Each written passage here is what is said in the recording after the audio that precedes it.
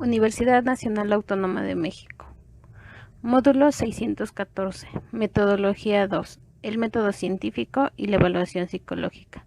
Unidad 1. Generalidades conceptuales para la entrevista con perspectiva de género. Elaborado por María Guadalupe Montes García, Gabriela Nicteja Gómez Ríos, Claudia Karen Juárez Miguel y Griselda Jacinto Pacheco. Tutor, Mario Fausto Gómez Lamot. Manual de investigación.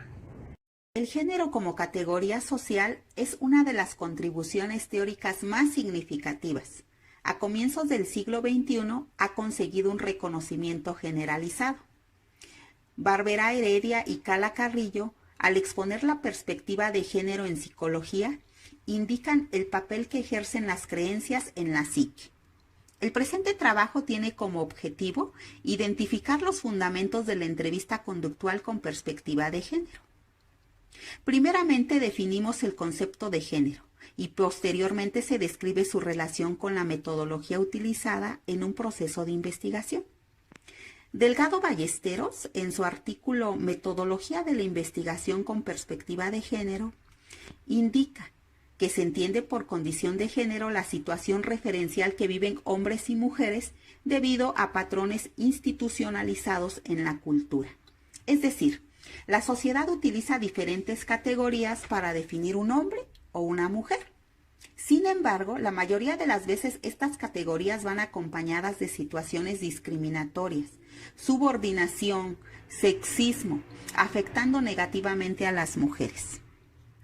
El uso explícito del concepto género no se concentra en explicaciones biológicas. Más bien, género pasa a denotar las construcciones culturales, la creación totalmente social de ideas sobre los roles apropiados para mujeres y hombres. La condición de género está determinada por la cultura y los procesos que realizan las personas para adaptarse, por lo que el método cualitativo es el idóneo para el análisis de estos procesos. Delgado Ballesteros también explica que la metodología con perspectiva de género implica un compromiso feminista para la construcción de hipótesis, el levantamiento de datos, el análisis de resultados y su interpretación. Bajo esta línea de argumentación presentada por Delgado Ballesteros, los métodos cualitativos son una herramienta valiosa. Por medio de la voz y acciones de las personas se obtiene conocimiento de todos los detalles que permiten su desarrollo en diferentes ámbitos. Esta metodología tiene 4 características. El sujeto social tiene un papel activo en el proceso de la investigación. Se busca entendimiento de la realidad vinculado con lo que la gente siente, piensa y vive. Este método está basado en significados dados, tanto conocimientos presentes como pasados, y hace posible una interpretación pluralista del conocimiento humano.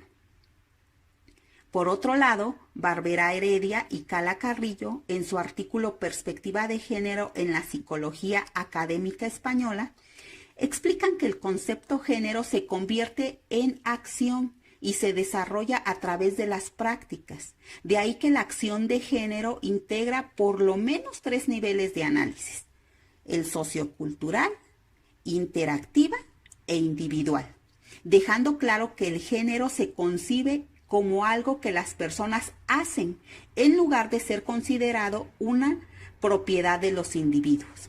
Por lo tanto, el género debe ser estudiado desde cualquier escenario donde actúa.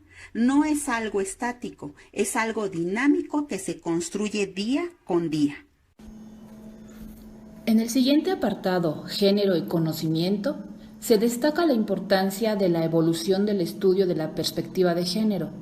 Así, se puede observar, a grandes rasgos, 3 momentos en la historia que han permitido que la visión de perspectiva de género se considere parte del corpus de conocimiento. Como parteaguas, se puede considerar la década de los 80, en la que se destaca la importancia del análisis científico de diferencias de género. Ya para la década de los 90, los trabajos de investigación se agrupan en 4 ejes principales: salud, enfermedad, psicología social, psicología educativa y planteamientos epistemológicos en el análisis por perspectiva de género. Y de ahí en adelante, ya ahora, en el nuevo milenio, los diferentes autores coinciden en la importancia que el género y el sexo ejercen en el desarrollo de la psique humana. De esta manera, la introducción de la variable género a los diferentes campos de conocimiento permite que los estudios de todas las áreas del saber se visualicen rompiendo o desentrañando la operación de los esquemas de estereotipos, poniendo en relieve los perjuicios y las luchas de poder que siempre amedratan a los grupos vulnerables y sin representatividad social.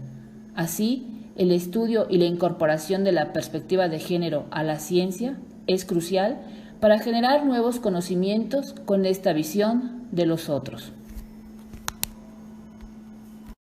En el género, la socialización ocupa un papel muy importante, ya que es en donde se aprenden prácticas y prescripciones sociales de determinada cultura para así simbolizar y construir lo que es propio de ser hombre y mujer.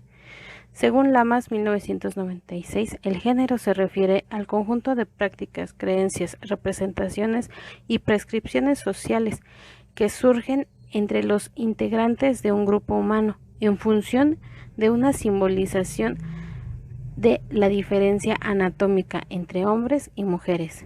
De acuerdo con Eulalia Pérez, citada en Fernández 2012, cuando se habla de ciencia, tecnología y género, se hace referencia al examen desde diversas perspectivas, en especial a partir del pensamiento feminista, que ha hecho evidente la división sexual del trabajo en la ciencia y la consiguiente organización genérica de las comunidades científicas y de la propia ciencia, las cuales han dado aliento a la desigualdad, impidiendo el acceso a la educación, ocultando y devaluando las obras escritas por mujeres y promoviendo una educación sexista presente hasta nuestros días.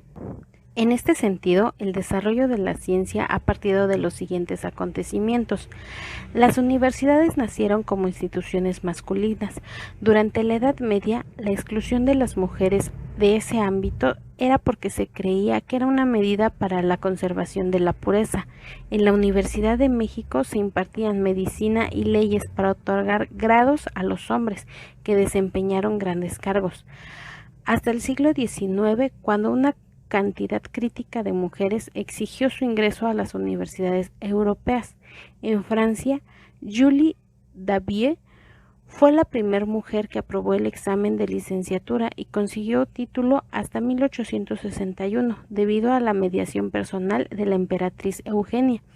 En la Universidad de Londres se extendió por primera vez títulos universitarios a mujeres en 1878. En México, en la Nacional Preparatoria, desde la década de 1880, las mujeres reivindicaron su derecho a estudiar. En 1929 y 1940, las mujeres universitarias estudiaban, además de la Escuela Normal Superior, enfermería, música, contaduría, auxiliar de farmacia, odontología, química farmacéutica, química, dibujo arquitectónico. En enero 2005, Lawrence Henry Summers trató de explicar por qué había tan pocas mujeres con nombramientos definitivos en los departamentos de ciencias e ingenierías de las mejores universidades de institutos e investigación de Estados Unidos. Ella planteó tres hipótesis. La primera, la disposición de las personas que trabajan en la academia para comprometerse de manera absoluta en las tareas de esta área. Segunda, pequeñas diferencias entre los desempeños de mujeres y hombres que han revelado los test de aptitud para las ciencias y las matemáticas. Y tres, la discriminación de género y la socialización diferencial, pero lo redujo a la categoría de integrantes menores.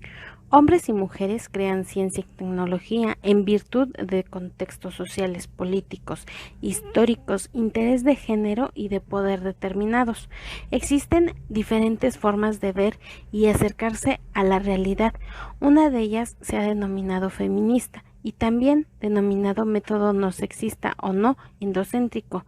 Hay diferencias desde luego, porque cada concepto tiene un significado específico, pero en la práctica el método feminista engloba a los otros dos. La metodología feminista expresa de manera explícita la relación entre política y ciencia.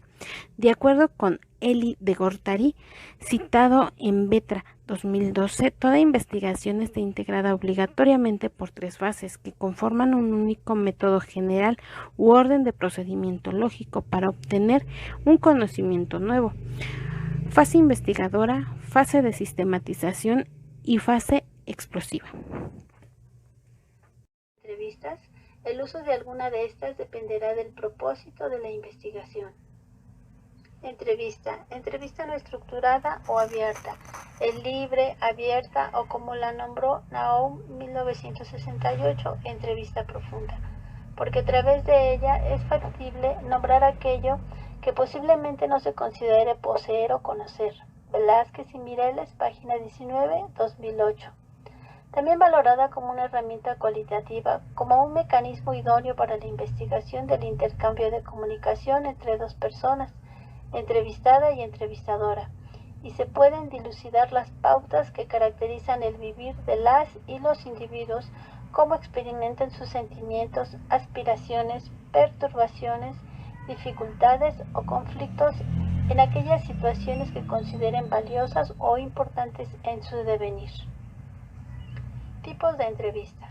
De acuerdo a Fernández 1997, los tipos de entrevista se clasifican en entrevista no estructurada, semiestructurada y estructurada. La entrevista no estructurada o abierta se caracteriza por ser libre, flexible, involucra lenguaje verbal y no verbal, profundiza en un tema, el entrevistador guía, pero el entrevistado marca la pauta. La fiabilidad puede ser cuestionable. Esto dependerá de la objetividad del entrevistador. Entrevista semiestructurada. Se utiliza como base un guión que agrupa los planteamientos que precisa la investigación, además de ejercer la libertad de abrir nuevos temas y cuestionamientos que salgan sobre la marcha. Entrevista estructurada. Se refiere a la aplicación de preguntas cerradas por cualquier entrevistador. Son preguntas establecidas con anterioridad que buscarán información de cierto tipo o de evaluación. Entrevista conductual. Se trata de una técnica de autoinforme constituida como una de las técnicas esenciales de la evaluación conductual. Canfer y Green 1997, Linehan 1977, Haynes 1978 en Fernández, página 9, 1997. En el diagrama se aprecian las fases por objetivo de la entrevista conductual. Inicialmente se identifica la conducta problema, después debe de definirse a través de un análisis seguido del establecimiento de objetivos de la investigación, continuando con la selección de una estrategia y de ahí se procede a realizar una evaluación de resultados de la estrategia de intervención. Yabona 2008. Entrevista conductual. Yabona 2008 menciona que la entrevista conductual resalta la importancia de tomar las conductas como un elemento fundamental en el análisis del funcionamiento humano y señala a las condiciones situacionales actuales, tanto la ambiental como orgánica, como responsables controladoras de los procesos que regulan esos comportamientos.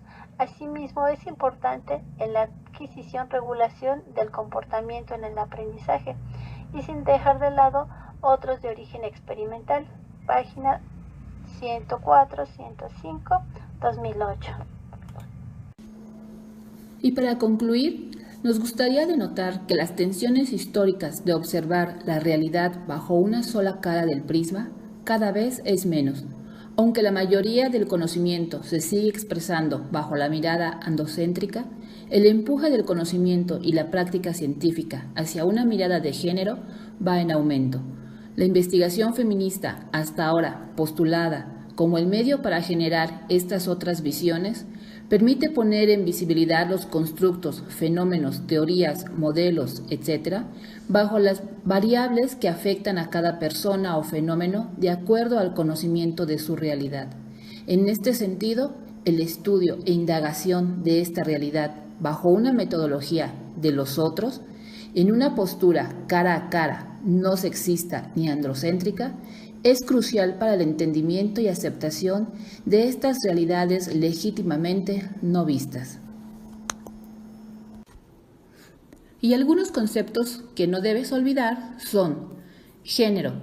Bajo un contexto social se refiere a las funciones, comportamientos, actividades y atributos que cada sociedad considera apropiados para los hombres y las mujeres. Metodología. Respecto a la investigación con perspectiva de género, la de tipo cualitativo resulta la más conveniente, ya que las personas participan activamente manifestando lo que sienten, piensan y viven.